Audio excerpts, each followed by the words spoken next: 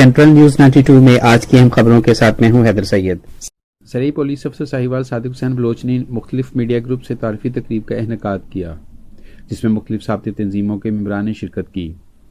تفصیلات کے مطابق زرعی پولیس افسر ساہیوال صادق حسین بلوچ نے صحافیوں سے گفتگو کرتے ہوئے کہا کہ ساہیوال کے مختلف تھانوں کے اچانک دورے کیے جا رہے ہیں اور یہ سلسلہ جاری رہے گا۔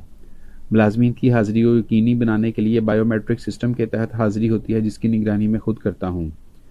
علاقوں میں گشت کے نظام کو مزید بہتر کر رہے ہیں تاکہ شہریوں کو دقت کا سامنا نہ کرنا پڑے اور ناکہ پر موجود اہلکار شہریوں کو بلا وجہ تنگ نہ کریں۔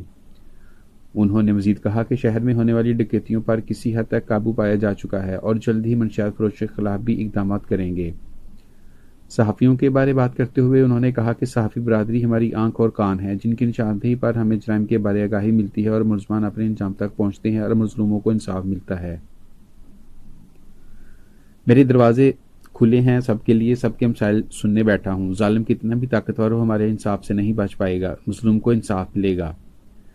تقریب کے اختتام پر سٹی پریس کلب و دیگر صحافتی تنظیموں کی جانب سے ضلعی پولیس افسر صادق حسین بلوچ کو ساہیوال تعیناتی پر خوش آمدید اور نیک خواہشات کا اظہار کیا گیا۔